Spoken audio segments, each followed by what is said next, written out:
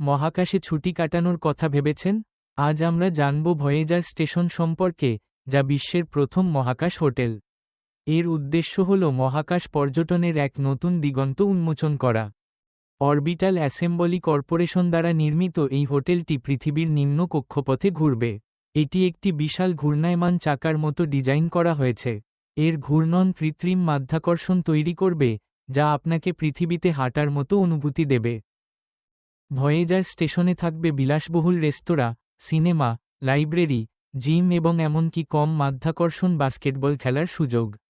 প্রাথমিকভাবে 280 জন অতিথি এবং 112 জন ক্রু থাকতে পারবে। 2027 সালের মধ্যে এটি চালু হওয়ার কথা।